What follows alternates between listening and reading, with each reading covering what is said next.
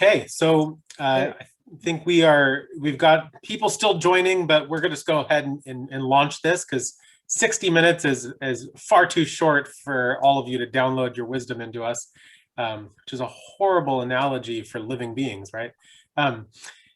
So welcome to the second day of our Claremont Eco Forum, this 14th International Forum on Ecological Civilization, and our third International Youth Forum on Ecological Civilization. My name is Andrew Schwartz. I'm director of the Center for Process Studies and co-founder of the Institute for Ecological Civilization. I just want to do a few housekeeping items for you. If you don't speak English and you can't understand me, it will be hard for you to know what I'm trying to describe to you, but there's a wonderful translation feature that we have, simultaneous translation function. If at the bottom of your Zoom window, please select your language of choice. We have English, Korean, and Mandarin Chinese. So please feel free to, for our panelists, to make sure you can understand one another. Because I think Professor Jung is going to be speaking Korean, and if you don't speak Korean, it would be great for you to know what he's saying by listening to your language of choice. Same goes for the rest of the audience. So if you have questions about that, please put them into the chat, and we will try to help you with any tech needs that you have. We'll also be responding to questions throughout the panel discussion. This is intended to be interactive, so the chat window in Zoom, make use of it. Your ideas are important too. I want to introduce my colleague, actually Dongwoo Lee, who's one of the co-founders of EcoCiv Korea, and I'm going to have him introduce our moderator who will get us our panel started. Hi, nice to meet you all. My name is Dongwoo Lee. I'm a co-founder of EcoCiv and a director of EcoCiv Korea right now. It is my honor to introduce my good friend and colleague, Gunna Jung. Gunna is a professor of the economics at Hanshin University, and he's also chair of a board of directors at Lab 2050, and he is co-director at EcoCiv Korea project, and he served as a director at Seoul Institute and at Seoul 50 Plus Foundation and the Hope Institute. He works for social economy and social innovation and bridging local communities with academics. Lately, he mainly works in ecological transition of economy and circular economy and beyond GDP and happiness index, the alternative index. Gunna is going to moderate today's session, and please welcome him. And mic is yours now, Gunna. Hello everyone. 안녕하세요. 좋은 아침이고 서울은 지금 서울은 아침. Hello everyone. This is a good morning and good afternoon and good evening wherever you are. This is morning here in Korea. This is the second day of a Claremont Forum. I had a chance to take part in the plenary session yesterday. I find it very useful and interesting. And there were 3 languages simultaneous interpretation during the plenary session, but the interpretation was not provided during the breakout session for your information.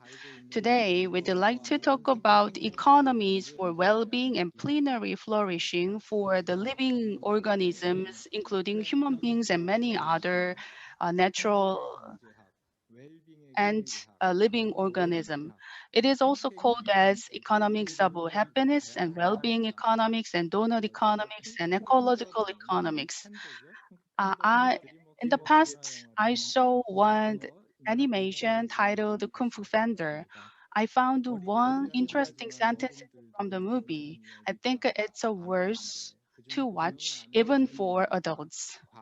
That sentence is that past is a history, future is a mystery, and the present is gift. 어린이들에게 오늘 That sentence helped many children to understand what I am thinking and what I am doing now will have a big impact in their future. And I think that is related to today's topic as well. What makes us to face this situation and where we should go, and what would be the most important thing we have to have right now. When it comes to economies, today we'd like to talk about what we have to do economic-wise. And the panelists we are inviting for today are experts in some alternative index than GDP or some economic development. They will talk about inclusive or sustainable development and circular economy, donut economy, universal basic income, and agrarian communities, and the food community, and transition of a city for ecological ways. I think that will be the topic we can discuss together with the four panelists. Let me introduce you the four panelists one by one. And of course, I will write it down into the chat box in English after my verbal introduction. First up is Julia Kim. She has extensively worked in Africa and Asia. Currently, she's working as a senior program advisor at the Gross National Happiness Center in Bhutan, and she helped many to apply the concept of GNI and GNH to their the business applications. Because based on her surname, I guess she might have some Korean ancestry. Just to let me correct me if I'm wrong. And Mr. Mark Anielski is an economic strategist specializing in measuring the well-being and happiness of a nation, community, and businesses. He has worked at the government level and community level and academic level as well. He visited Korea before to participate in some conferences hosted by Seoul City government and some civic group, and I had a chance to see him before, and very happy to see you again. And Professor Wee Tianjun, I had met him before. He's teaching students in many different universities in China. He's a globally renowned economist as well. In particular, he is an expert in global economy, Chinese economy, and agrarian issues, and he also highlights the necessity to have a new alternative development models, and he will give us a lot of inspirations. He visited Korea multiple times, and his book have been translated into Koreans. I'm very happy to see you. Thank you for coming out of your busy schedule. Last but not least, Natalie Foster is a co-chair and co-founder of the Economic Security Project, and she is also a senior fellow at the Aspen Institute, the Future of Work Initiative. She is an expert to carry out many programs for those who get involved in the gig economy, and she is working with NPO and the political circles to explain and deal with some the characteristics of the future of the work. And he tried to figure out the shapes and characteristics of the work of the future. I am having a high expectation to listen to your stories as well. So this is the brief introduction of today's panelist. And let me just go over how we're gonna start with today's discussion. I will give you 5 minutes each to make your keynote. And during the 5 minutes, please cover the answers to the following three questions. The first question is that I just to briefly talk about past, present, and future. So related to that, the first question is that what make us to face this climate crisis and COVID-19? And the second question is what would be the most important values for the future? And the third is that what kind of decision or actions we have to take right now urgently to achieve that most valuable future of the future. So that will take us 20 minutes or so. Then I will just ask additional questions or ask you to make additional comments. And I will try to cover many questions that will be updated on the chat box. That will take 30 to 40 minutes. So the remaining time will be used to cover some questions from our audience. So, as I described before, the panelists that we are having are very active in their fields, and their work is directly related to the future of the work and future of the economy. And their work has been very inspirational and insightful for us. So please share your experiences and knowledge as much as possible. So audiences, please leave your questions on the chat box. And the panelists, if you find some time, please check chat box to leave some answers to the questions. So as I mentioned earlier, I will give you 5 minutes to make some keynotes, including 3 questions. So I will start with Julia Kim and Mark Anielski and and Natalie. Would you please start, Julia Kim? Thank you, and 감사합니다, Professor Jung.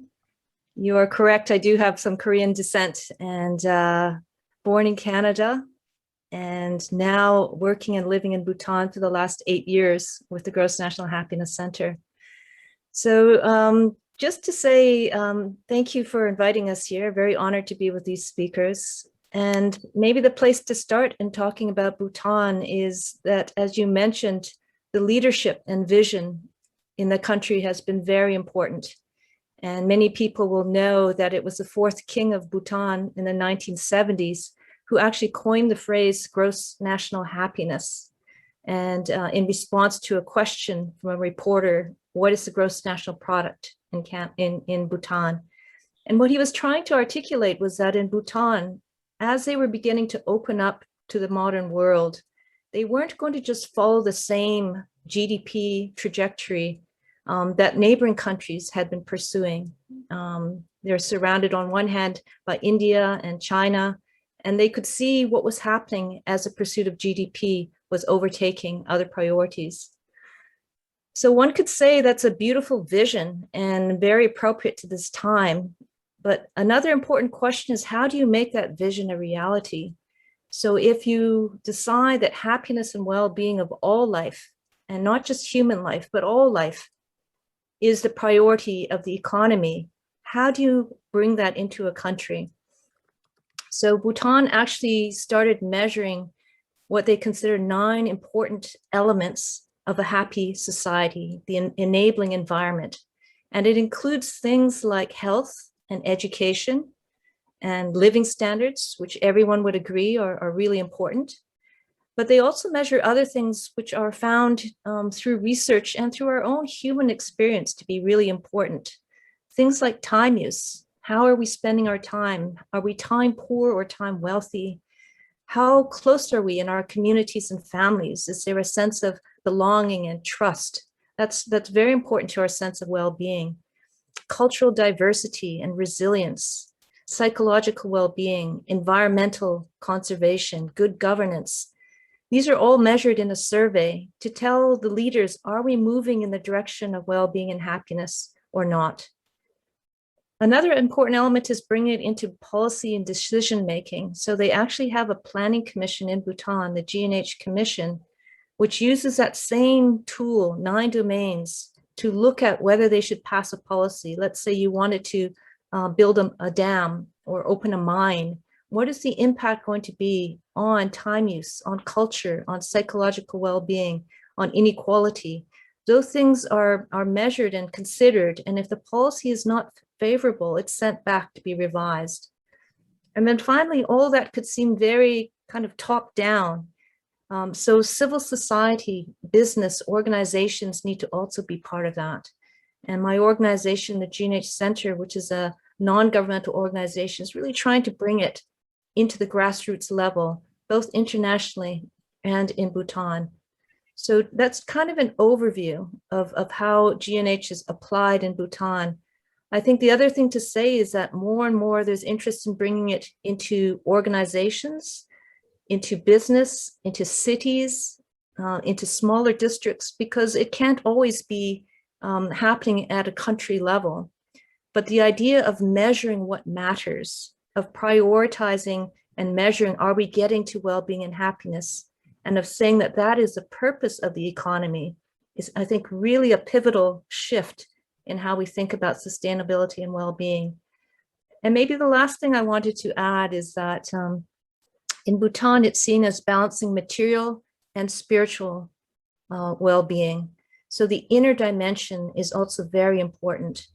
And that is more and more coming forward in how we think about leadership towards well-being economies, that these values and principles need to also be cultivated in human beings in order to be able to move from a very competitive, GDP-focused, materialistic society towards reconnecting to ourselves, reconnecting to other people, and reconnecting to nature. So it's about bringing together inner transformation and social change. So I hope that gets our conversation started, and I'm really looking forward to hearing from our other speakers and from our audience. Thank you.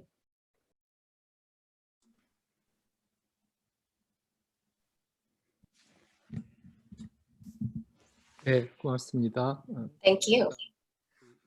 연관되는 행복 지표에 대해서 So we talked about Dr. Julia Kim has research on the happiness, and also the Dr. Mark.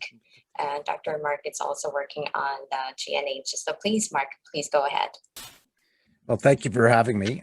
I'm also in Canada, and I wrote the book, The Economics of Happiness, in 2007, and had the privilege of advising China between 2003 and 2006 on the Xiaokang economy of well-being indicators, as well as green GDP. And from that work in China, I came to realize that we could actually advance a new economy of well-being pragmatically and tie well-being directly into planning and budgeting for nations. I work almost exclusively with Indigenous or First Nations in Canada. And during COVID, we just finished 2 major well-being assessments, including surveys of 2 of the nations here in Canada. They're very small, 300 people and 6,000 people, in which we're now integrating the well-being measurement system into their budgeting and planning systems that will hopefully move them to a state of sovereign government, even sovereign wealth funds. So tying well-being directly into monetary policy, banking, and investment. So that's very exciting work.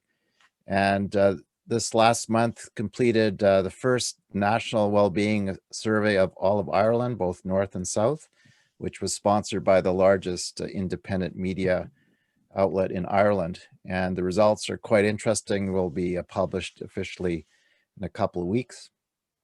But very interesting results that suggest that life satisfaction is actually quite high in spite of COVID. Levels of hope, we ask questions of joy, of hope, of how much you can rely on others, how much you feel loved, how you sleep at night. Some very interesting questions. How you feel about money, do you have enough money? What about your relationships with your neighbors, trust of governments, trust of local business? So all of these indicators are all, as an economist, are interesting because they're subjective measures of well-being. They're emotional. And so economists are used to using objective measures. And my argument now is if we don't ask people about their feelings and experiences, especially during this pandemic, we're missing an important opportunity. So that's my work. I know I'm probably under 5 minutes, but I will probably end with those reflections of, I think there are very hopeful things happening, certainly in Canada, and in spite of COVID. And I think the opportunity is actually to not necessarily look inwards because of COVID, but to actually celebrate the opportunities that are before us to develop truly local resilient economies of relationships, of trust, of truly local sustainable systems of trade and production. So thank you, Gunna. 네, 고맙습니다. Thank you very much. 자, 윤태준 교수님. Professor Tiejun, please go ahead.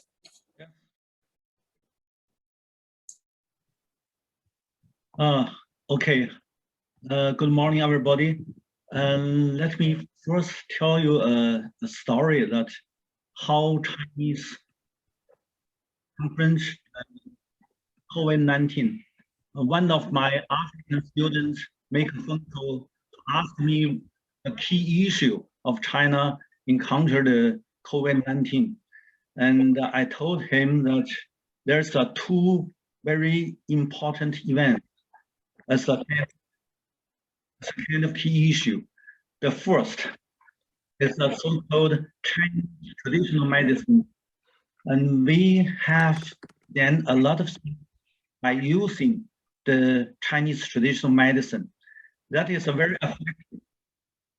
And then the second one is that more than half of the Chinese people live in countryside. They don't need the so-called the medical service. They even don't have the mask. But half of Chinese people is 700 million. They just stay in village, and then somehow these young villagers block the village, block the path of the village, and then they just keep their original life, and then nobody just affected by the COVID-19. That is a very important event, and a lot of people just think about that.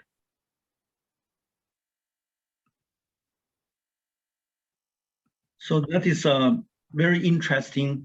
Make people believe that there is a kind of very important, not doctor, not medical, but the nature being.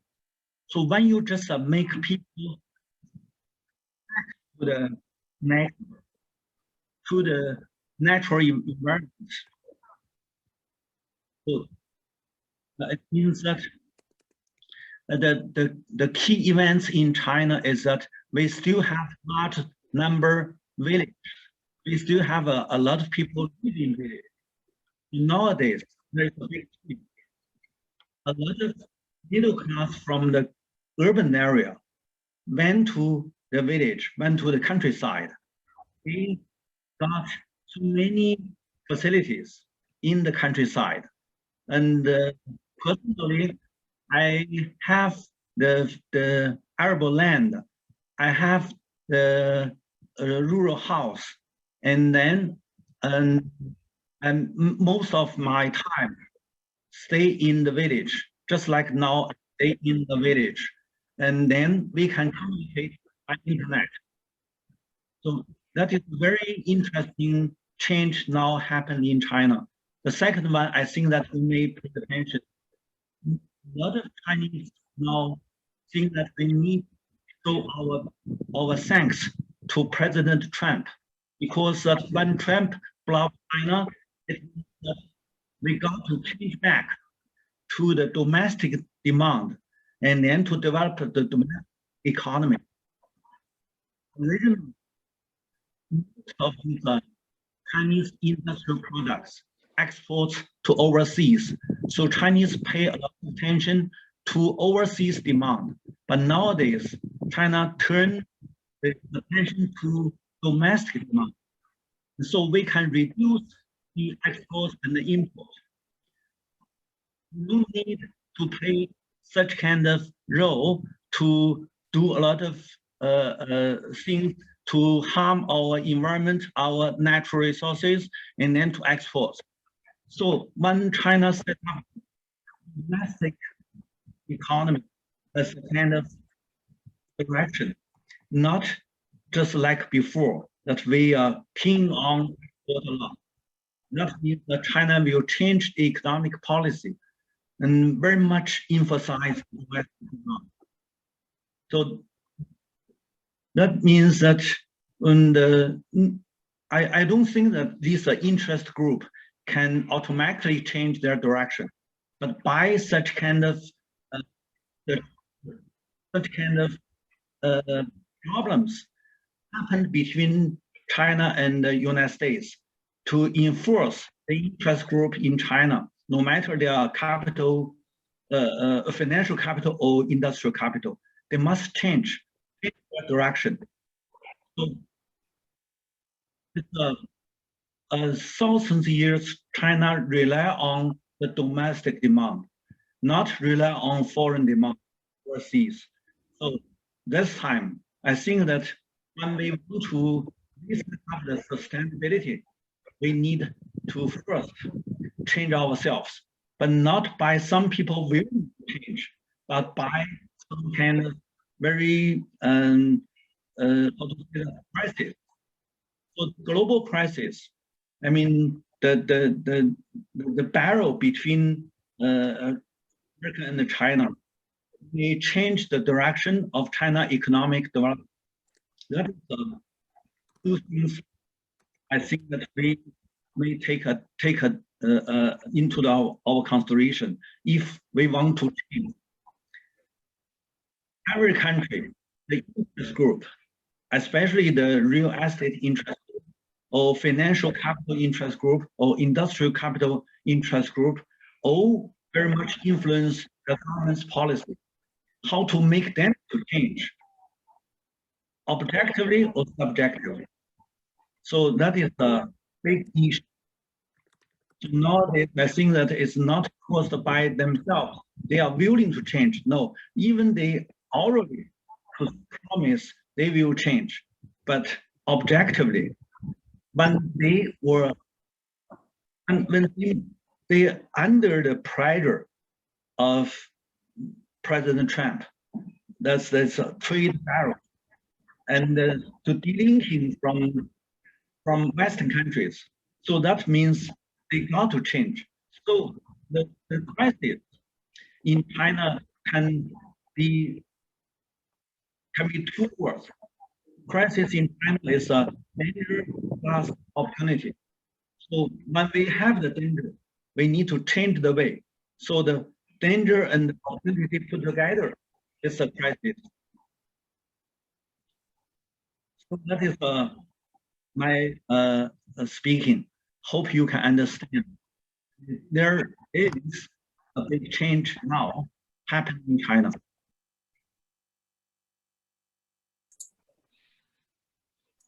네, 고맙습니다. Thank you. Last but not least, I'd like to welcome Ms. Natalie Foster. 시작해 주세요. Please go ahead. Thank you. It's great to be here. I'm piping in from California, where it's Saturday evening, and it's really a pleasure to reflect on the global nature of the crisis we're in with you all. The remarks right before me were very instructive. I feel like we're in a similar position in the United States. We're going through a very big shift. Also focused on domestic production and markets. And I think an understanding that the free market orthodoxy is dead. An understanding that 50 years of neoliberal capitalism did not produce the results that we wanted. They did not create a flourishing and a well-being amongst the United States that was evenly shared. And in part because of that, we're in the midst of the many crises we're in. We mentioned the COVID crisis, of course, but also an economic crisis that is the most unequal crisis in modern history. And it's hitting communities of color the hardest in the United States. We're also in the midst of a racial justice crisis that currently is spurring on more political participation than we've seen in so long, starting last summer with the racial justice uprisings that happened in the United States. And of course, the climate crisis. I live in the Bay Area, We are at 2% snowpack right now, meaning the snowpacks in the area are at where they should be, at 2% of where they should be. It's a great drought, and we will likely see more wildfires sweep through California this fall, like in the coming days. So we're living in the midst of the crisis. And the question in my mind is the question that Arundhati Roy posed in the Financial Times in her beautiful essay about the portal we're going through and the need to not just go back to normal, but truly rebuild a different future. And that's why we launched Economic Security Project several years ago, to catalyze ideas at the scale of the problem, to catalyze big ideas that build economic power for all. And one of these ideas is the guaranteed income. Is the universal basic income. And we're seeing more interest in this idea across the country. It's really growing at a rapid pace in the United States. And it started in Stockton, California, 3 years ago, when we invested in young Mayor Michael Tubbs, the first Black mayor of Stockton, a mayor under the age of 30 years old, who demonstrated what a guaranteed income would look like in his city. He gave 125 families $500 a month with no strings attached, in addition to their wages, in addition to the jobs they had, money that came in the door that they could count on each month with no strings attached. And one of the things that came from that demonstration also is this sense of well-being. Reporters often ask, well, how did people spend the money? People spent the money on groceries, on utilities, they paid down debt. But the other thing that happened was a stronger sense of well-being. Large numbers of people showed less anxiety. People anecdotally reported going off anxiety medication that they'd been on because they didn't know how they would make ends meet each month. They didn't know exactly how they were going to pay the bills or make sure their children had healthy food to eat. And knowing that there was some breathing room meant there was less stress overall. And I think this is one of the most important findings. For so long, we've looked at, the economy strictly in the terms of markets. And if you look at the market in the United States, it's doing great. People are making money hand over fist. But if you look at the households in the United States, right, the actual Greek origins of the word economy, the household management, the picture is, of course, not so rosy. And I think that's what a guaranteed income is aimed at, making sure that the households in the United States that are barely able to make ends meet, that are working 2 or 3 jobs, have what they need to make it and have a bit more room to breathe. So we see, the increase in well-being with people when they have financial security. We also see the time people have. I tell you the story, and I'll leave it at this, of Tomas, who was a recipient, lives in Stockton, California. He worked 3 jobs to put food on the table for his family. When he participated in the guaranteed income program in Stockton, and the $500 started coming in each month, he was able to take his daughters to the swimming pool one Saturday morning. And he took them to the swimming pool and realized that they knew how to swim, which is something he didn't know because he'd never spent a leisurely Saturday morning with his children. And it's that time to invest in your community, to invest in activism, to invest in democracy, or one's family, and just spending time with one's children that is unavailable to so many people who are barely scraping by. And so that's one of the things that I think a guaranteed income shows, and one of the things broadly that I want in any economic system that takes the place of the free market orthodoxy of the past 50 years.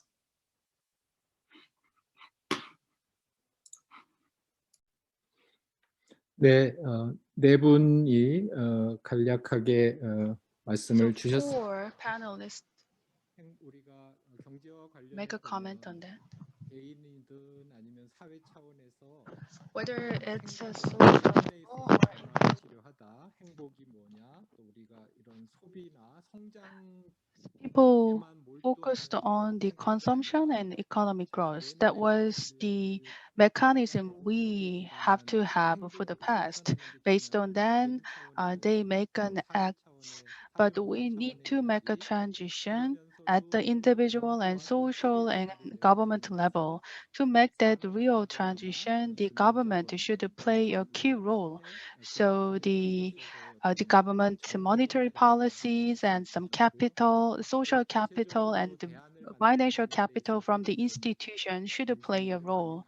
And many are paying attention to the alternatives that we are coming up. And one of that idea is about the guaranteed universal basic income. For your information, the uh, next presidential candidate is a strong supporter for the basic income, and he applied that idea to the city level, and he tried to expand his idea to the wider society. So earlier than we expect, the new policy and new mechanism will settle down in Korea. Personally, out of many issues that we are facing, some issues that are worsening the inequality and also the aging population, which are common to Korea, China, and the United States, the solutions to these issues are interconnected, and we have to tackle all these issues with this maybe some same solutions.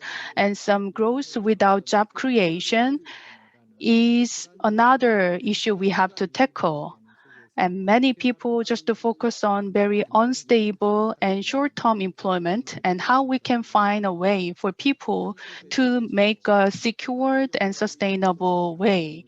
And at the same time, we have to independent from fossil fuel. And on the way to achieve all of these goals, we can support the people and the economy throughout the guaranteed universal basic income by the government, then we can make ultimate transition. And that's the summation of the comment made by 4 panelists. We have received a couple of questions from the audiences, but I will get back to the questions a little later. So many are thinking about what will be the biggest challenges when it comes to universal basic income and some government policies. And Professor Wen mentioned that whether it is manufacturing or finance, the policy shift is required. And there are many areas that we need to change. And I think all of you may have a little differences when it comes to the priorities. So I want to give anyone to make some additional comment, which is the most urgent area to you. Well, I can start and say, I don't actually think we need to choose. Given these intertwined crises that we are living in, we need to do it all. And I, for the first time in my whole career, am very inspired by our president in the United States, Joe Biden, who is tackling a lot of this. We are now in a conversation about industrial policy in the United States to curb the climate crisis. We are talking about building a care economy that understands care is infrastructure in the United States and should be resourced like every highway and bridge is resourced in the United States, which means that should not be low wage work, and it should not just be left up to the individual household to figure out how to pay for it as you would with, under neoliberal capitalism. Instead, it's a collective problem that we must solve, and that, families need cash. They need a guaranteed income. He's proposing a guaranteed income for families with children. So I feel like we're in a moment where we don't have to choose between these priorities, that we can do all of them with real investment in society and an eye toward the fact that, we have 10 years to curb the climate crisis at best. Thanks, Natalie. My argument, I've been watching what Canada's done. Canada's fashioned a $2,000 a month, I call it the COVID get me through stipend, and which cost us about $500 billion. Before COVID, our national debt was $750 billion. So we added $500 billion in 8 months to all that debt. And no Canadians are asking, well, how did that money get created? And what actually happened is the government sold bonds. It made paper and it sold it to our central bank, which is owned by Canadians, the Bank of Canada, unlike the US Federal Reserve, which is a private consortium. And unlike China, which has a proper sovereign bank, a central bank. So it is quite easy, in my opinion, to imagine fashioning a living wage or a guaranteed income using a properly constituted sovereign central bank. And you could simply increase the personal tax exemption upwards if you want to be very efficient using just tax policy. So these things aren't insurmountable. It takes the will of our political leaders to do so. And people who would claim, oh, it'll be inflationary, it'll make people engendered laziness. I don't think so. It is just a human right that everyone should have a living wage, no matter what they're capable of doing in society. So. Maybe I could jump in here to just sort of echo the kind of support for looking at universal basic income. And I think, you know, one of the critiques of GDP is that it doesn't measure a lot of the things that are valuable and hold our communities together in times like the COVID crisis. So the care economy is completely ignored in the GDP summation. Maybe to take it back to COVID, any lessons that are emerging. Some of you may be aware that Bhutan has been receiving a lot of international attention for their kind of remarkable success in dealing with the pandemic for a country that's got a small GDP and not a very modern healthcare system. And I think it reflects a kind of resilience that happens when you prioritize different things in a well-being economy. So they were able to somehow get to only 1 death in the pandemic so far. They managed to vaccinate all of their eligible adults within 2 weeks. They've been, although they didn't have a lot of personal protective gear, right away civil society and volunteers started making homemade masks to get them out to rural areas. There was a real, people were donating, farmers were donating food. Hotels were donating shelter to people who had to quarantine. So there's very strong sense of community, but that's been built over many, many years in a country that has prioritized free basic healthcare and free education in the country. The current prime minister has made healthcare workers and teachers the highest paid civil servants in the country. So all of this has built a foundation so that when a crisis like this hits, you're not starting to suddenly stitch things together in order to meet it, but you've got a community that is more or less aligned and in trust with the government, that believes the government has their interests in mind. You have the social services that are strong and are ready to respond. And you have a combination of understanding that modern science is important, as well as traditional wisdom. I mean, they chose the date for their starting the vaccination campaign by consulting their astrologers and their spiritual leaders. And they didn't start with the oldest citizens. They started with a woman who was born in the year of the monkey, because astrologically that was seen to be favorable. So there is a way to bring the modern and the traditional together in a way that paves the way for a well-being economy. So I just wanted to bring that particular story in. 네, 감사합니다. Thank you very much. 질문을 드릴 순서를 생각했는데 자발적으로 Actually, thank you for taking part in answering the questions voluntarily. So I think everything is well answered and connected. So when it comes to basic income and the government's monetary and the financial policies and the scale of economy and the policy implementation are highly important that have been discussed. To the interest of time, let me just take a turn to some different topic. This question goes to Professor Wynn. When it comes to economic transition, agriculture and food, and the food waste, and the food production, and logistics, processing, consumption should be changed. And eating culture is not sustainable to achieve sustainable development. So we have to consider to shift to vegetarian-based diet. So when it comes to agriculture, fishing, and forestry, how we can shift to the circular economy from the consumption-based economy. So as I mentioned earlier, the changes of agricultural and rural communities and the changes in the urban and rural communities, what kind of a policy the Chinese government is having to make the transition from the circular economic perspective?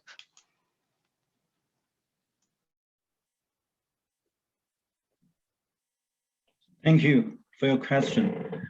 I think that it's a need to know that traditional agriculture for thousands of years is always be organic.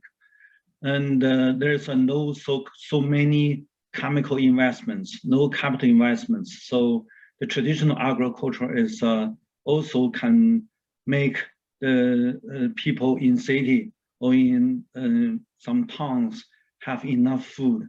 And nowadays the problem is that the big surplus of capital worldwide, large number of the liquidity invest into the agriculture to make agriculture change the original essential to be a capitalized agriculture. And large number of the chemical investment, like fertilizer, poisons, whatever. So to make big yield, but the agriculture always facing the challenge of surplus. Nowadays in China also, we have a so-called structural surplus of agricultural production. So in the world, 1/3 of agricultural products cannot be consumed by people. It's a waste. So we need to change the system. I mean, the capital controlled agriculture is not a good system. So we need to think about how to mobilize the countries to join the international network to reduce the capital control, especially transnational capital controlled agriculture, to make the local resources controlled by local sovereignty, especially that is a part of localization. This is one important point. The second one, we need to make the citizens, the consumers, to aware what is a healthy consumption of the food. And if only the production, I mean, from producers, from farmers, if from them, whatever they do their efforts is not so affect in change the lifestyles of such kind of very harmful to the organic production. So we need to have a kind of bridge to bridging the urban consumer and the rural producer. And then to make two efforts together, we may have a kind of new consumption life and a new consumption styles, and also have a new lifestyles to make the whole society going forward to sustainability. Thank you for your question.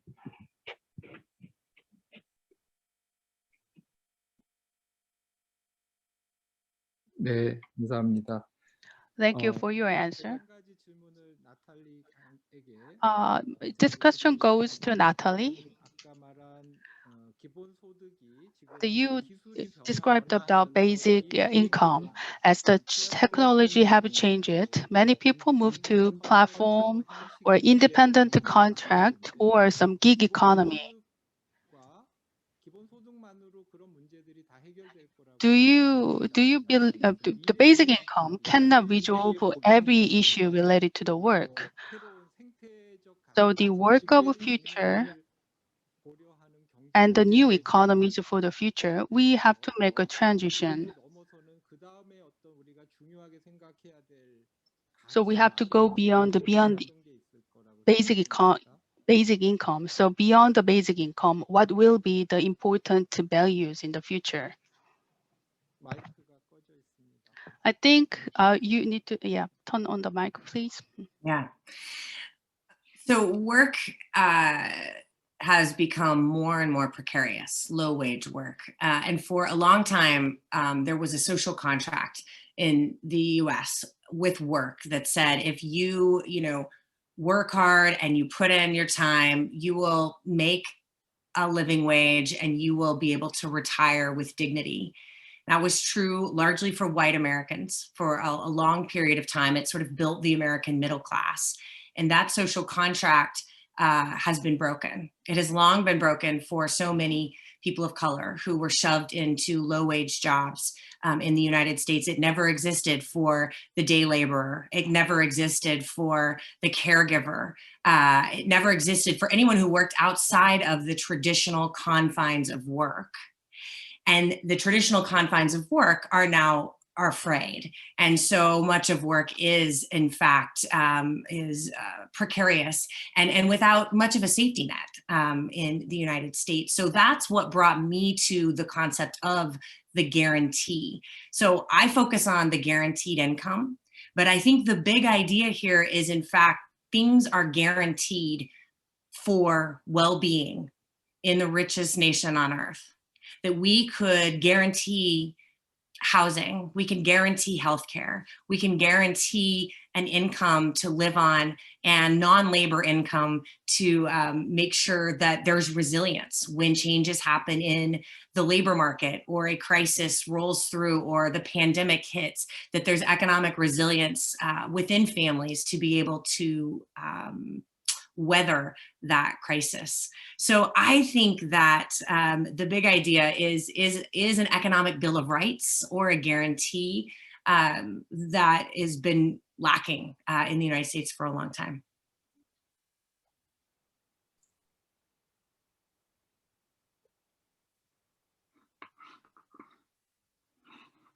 네, 지금 여기에 저희가 온라인으로 모여.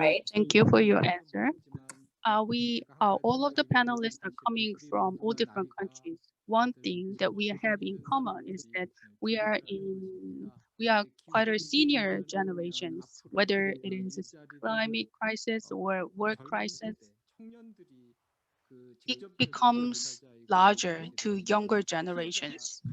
They are kind of biggest victims of the crisis that we create. From the perspective, basic income or ecological transition, in the process of that, we have to consider the younger generations and we have to come up with the policies for younger generations. So here in Korea, younger generations has a lot of complaint and resentment, and their way of thinking is totally different from the way of thinking of senior citizens. They are more like individualism. Of course, we are gonna have some education session in the coming days, but the policies of the government are having something to secure younger generations to have jobs and to have a secure living, but it's not working well.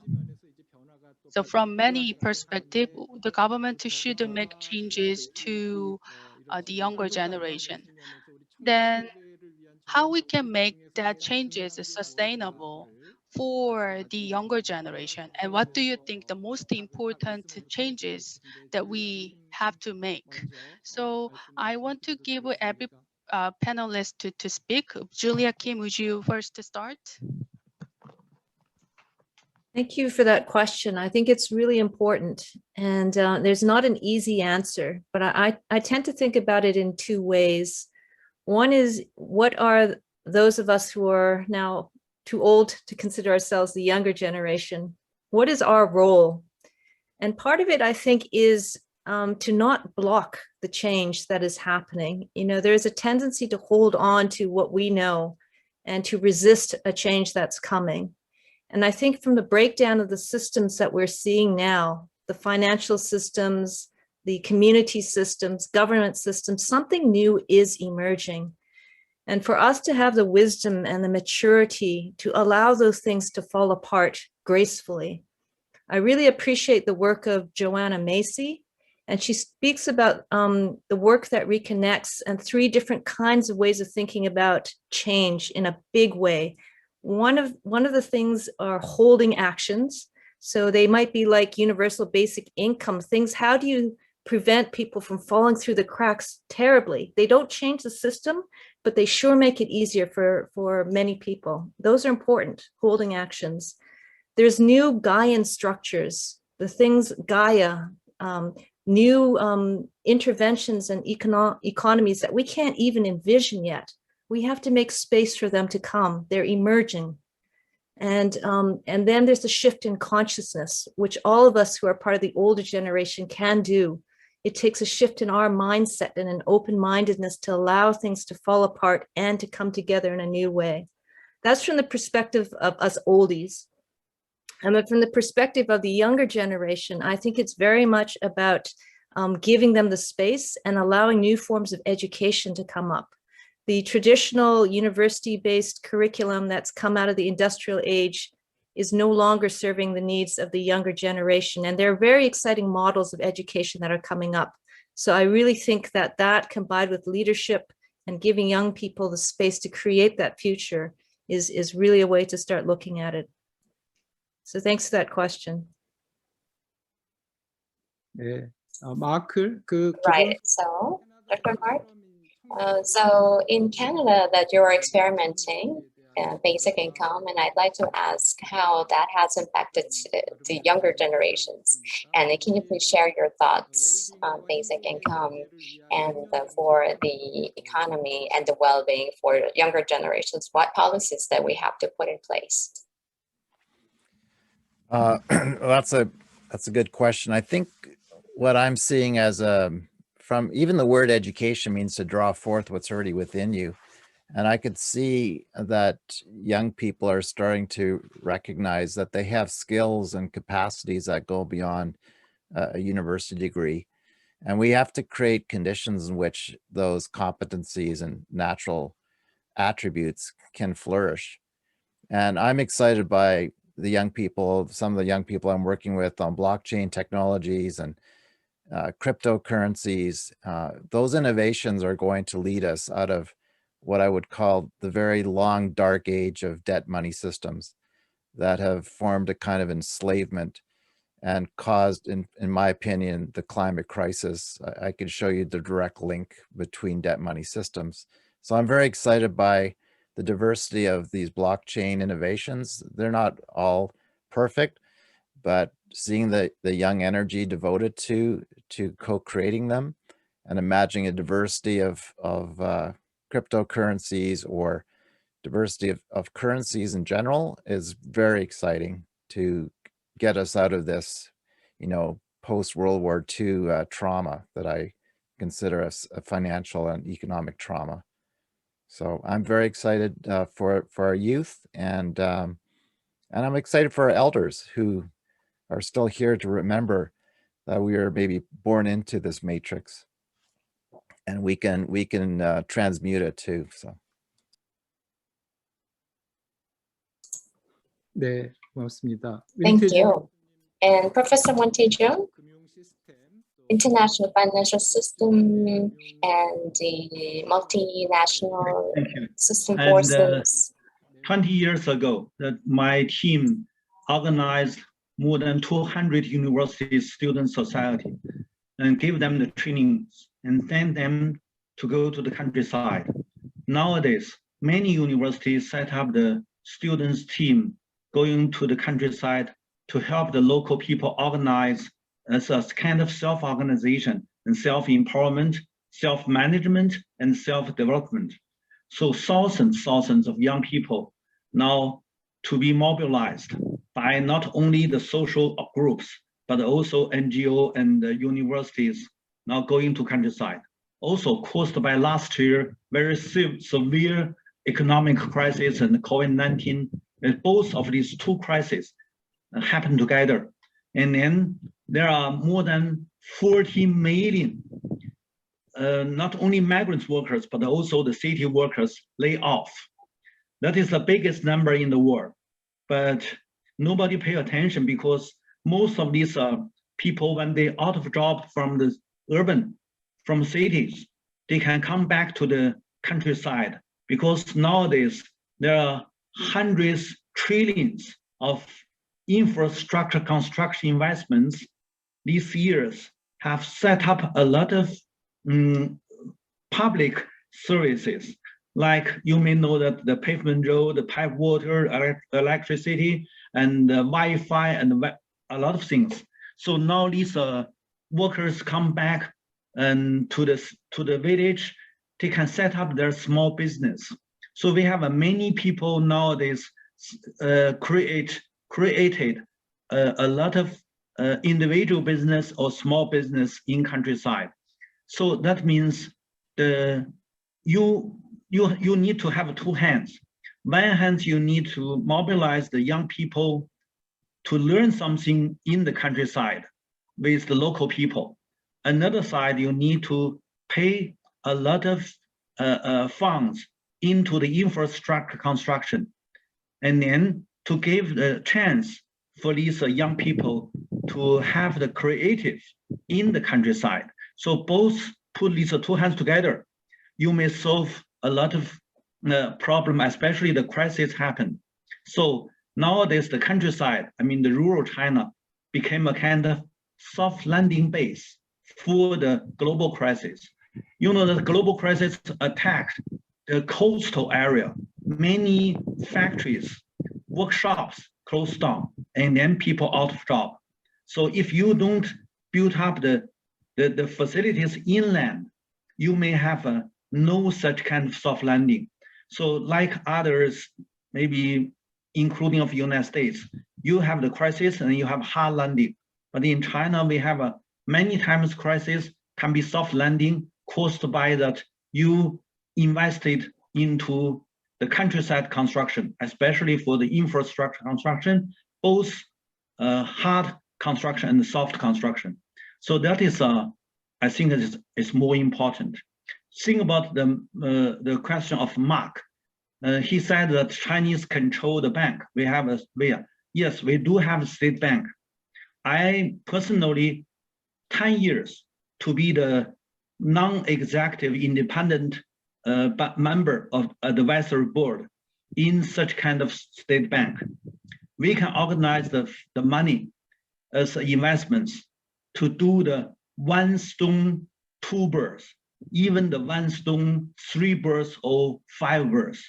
So many things. If you have a very clear policy direction, you can use one thing to do many other things together. So that is a typical Chinese philosophy. I don't think that we have time to talk about that.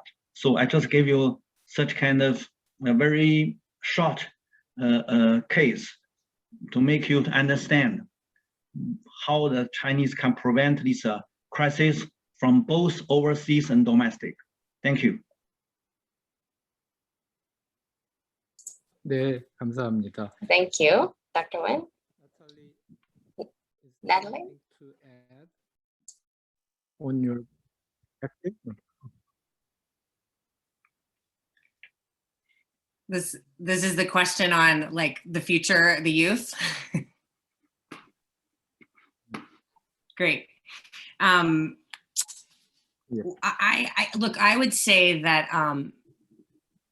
part of the reason that we have a president right now who is advocating for such bold ideas and a break from 50 years of neoliberal capitalism is precisely because of young people in the United States, because of the movements around climate that sat in offices of power and absolutely would not take no for an answer, and said that the traditional answers of how we're going to solve climate change using an incentive system and a little tax here and there were never going to work. And we had to think bigger. That brought us the Green New Deal and pushed politics further than they'd been pushed before.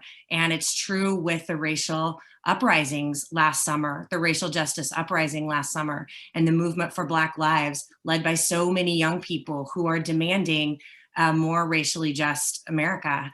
And it's shifted the politics dramatically. And we now have a Democrat who has been pretty center of the road most of his career, who is talking like FDR. And it's a real break from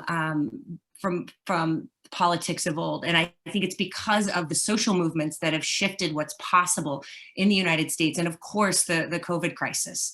And so I think that I am constantly amazed by what is possible with the young folks, and am inspired to follow their lead.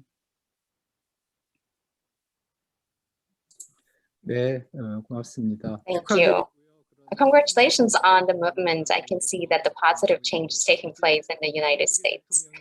And also yesterday, the Korean president visited the US to have a summit, and I could see that many conversations going on. Last but not least, I have actually a dilemma I'd like to share with you. In the world, in the United States and Europe, there are new leadership, but in China, Dr. Tiejun and thinkers have been working very hard in China to achieve a eco-civilization. So we're working for net zero by 2050. And developed countries are working hard, and I can see that the accelerated pace. So in Korea, I believe that Korea is using a lot of fossil fuel because we are mainly a manufacturing country, and we are a strong powerhouse of steel and things like that. So we have to make a just transition. We have to make a just transition. There should be budget and policies that we need to put in to achieve that. And in this process of transition, that big companies, corporations, and the capital system, they would get the fruits of the transition. So there are people worrying about it. So we'd like to achieve Green New Deal, but how can we practically achieve it? There are people who are, we don't want youth to be victims of climate change in the world. The Korea and China, Europe and the United States and Canada, all the countries are trying to make changes, and they have room for change. But developing countries are struggling a lot. The Green New Deal maybe can make a green imperialistic dynamism. So I'm concerned about the developing countries lagging behind. So how can we achieve cooperation, and how can we make sure that the developing countries are not lagging behind once again in this process of Green New Deal? How can we all achieve success together? And this is something that we have to think very seriously. So can you share your last comments? We're supposed to finish at 10 o'clock, but we'd like to have another listen from your last views. I'm sorry that we're delaying, but you don't have to all answer, but if you'd like to share your ideas, please do so.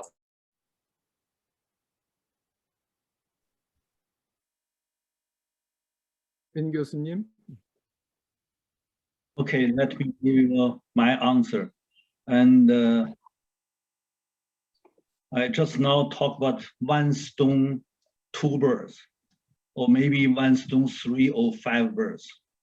And I said that the key issue is how to control the financial capital, to use the capital for the national policy, not make your national policy follow this financial capital, especially the transnational capital in the world. Because when you believe that they can solve the problem, solve the crisis by quantitative easing, it means that large number of the liquidity will flow to the world markets, and then to make the very serious CPI or inflation to give this trouble to the world.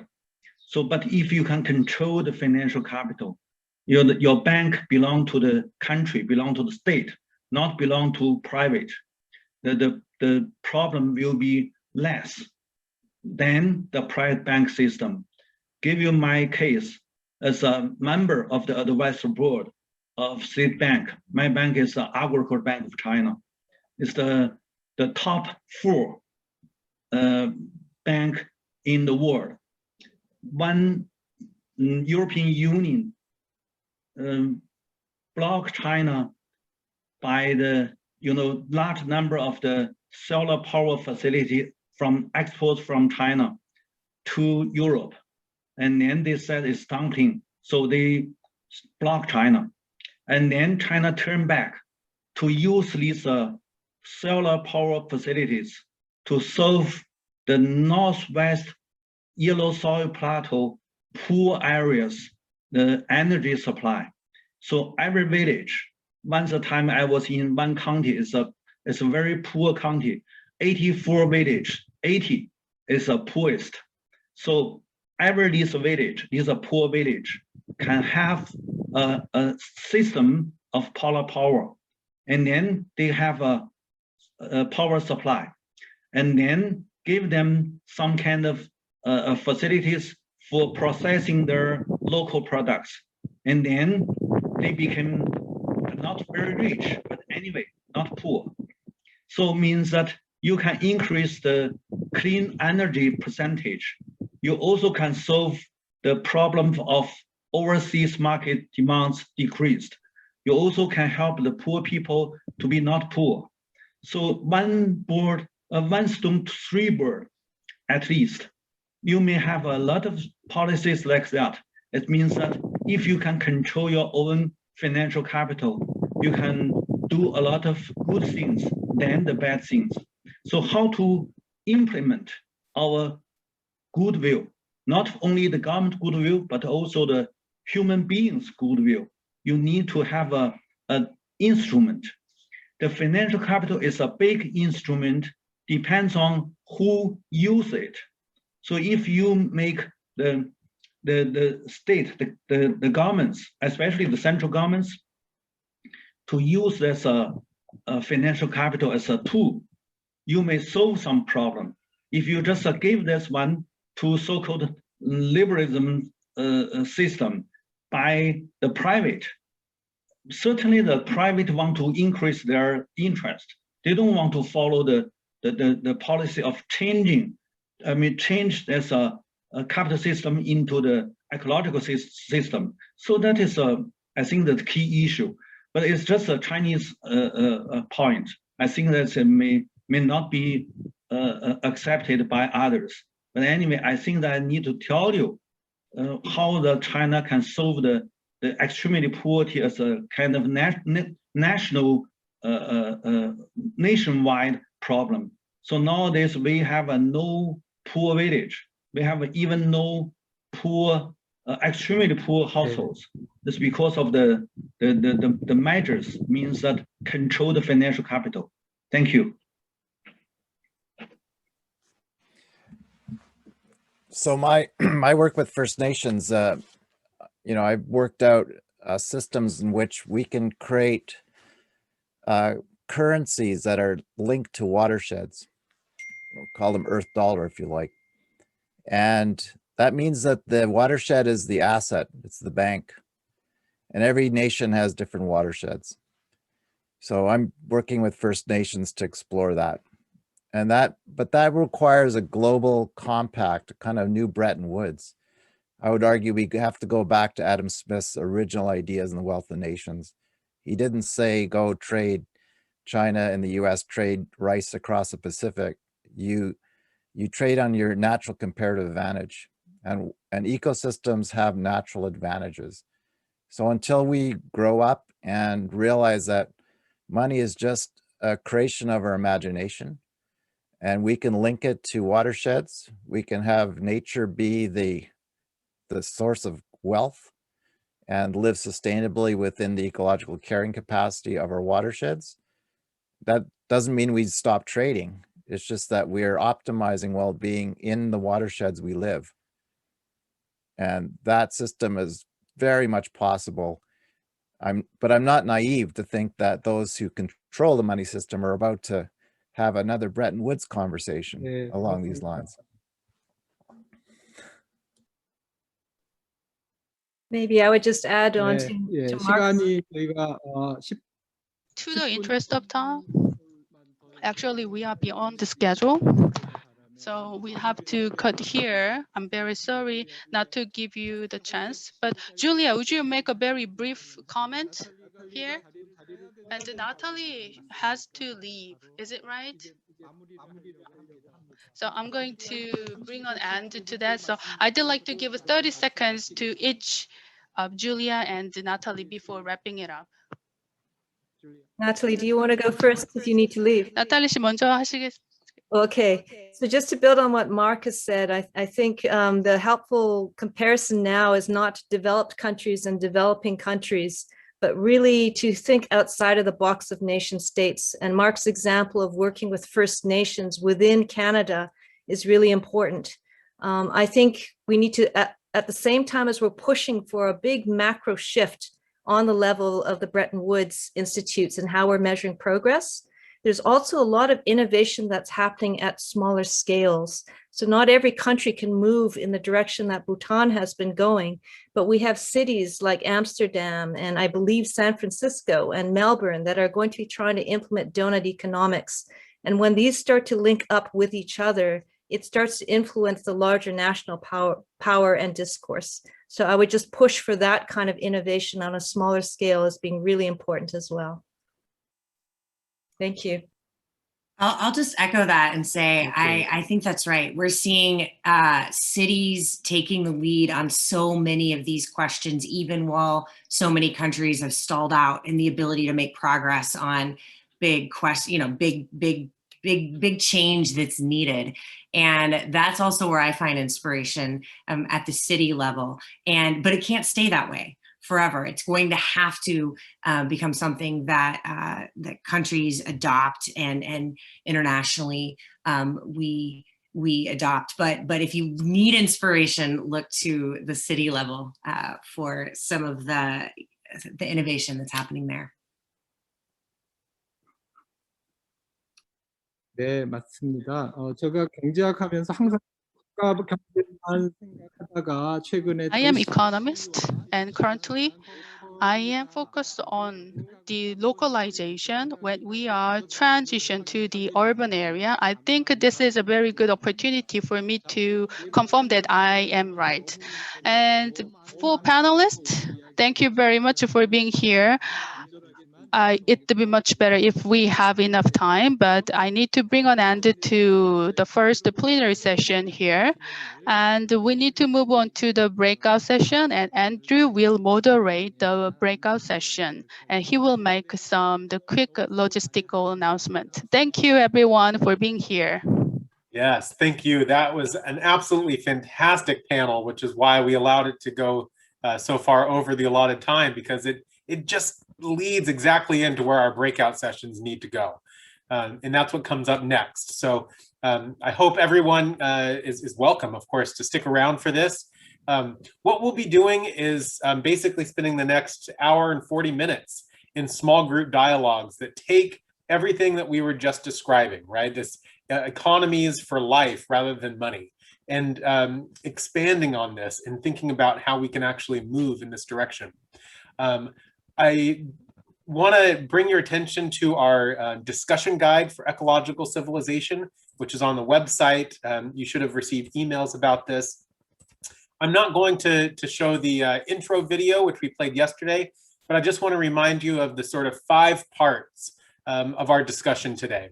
So in your small groups, the first thing we want to do is to just introduce ourselves, right? Who are we? Because it's important to get a read of the room and to know who we are, what our skills are, what our backgrounds are, what our interests are, where are we coming from, what our contexts are, because all of these things make a difference when we're contributing to these creative solutions to these complex problems. And then after sort of getting a read of who we are, then we want to think about where we are. And I don't mean on Zoom. I really just mean the context, right? Our current situation, the crisis that we're in. And here we'll be looking into sort of what problems we're facing and having a better understanding of sort of what the crisis entails, right? This is more of a description piece. The next stage is about how did we get here?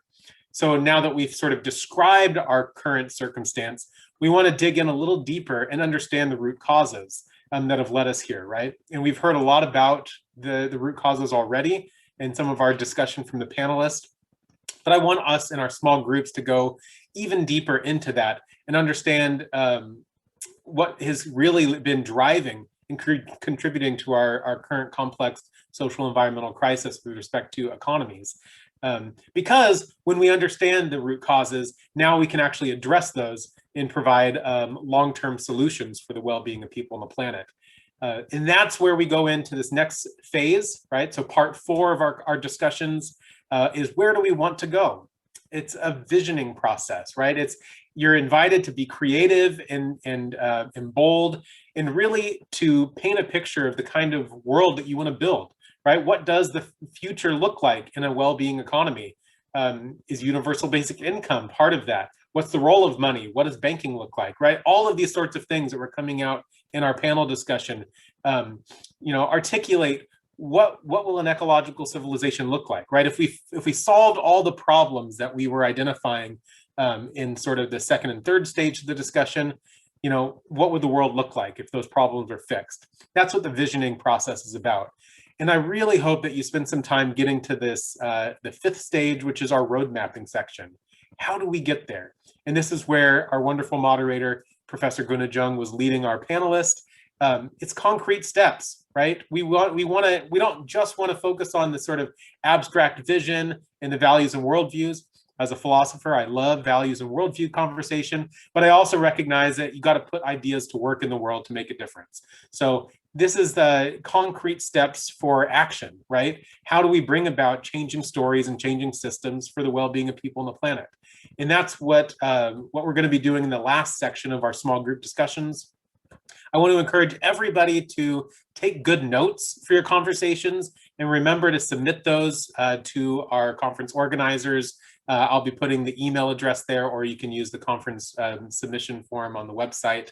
We will be breaking up into a little larger groups than we did yesterday, and we have a number of bilingual staff who are going to be joining us to make it even easier for translation purposes, but our formal official simultaneous translation will be ending. That feature does not yet extend to breakout rooms for Zoom.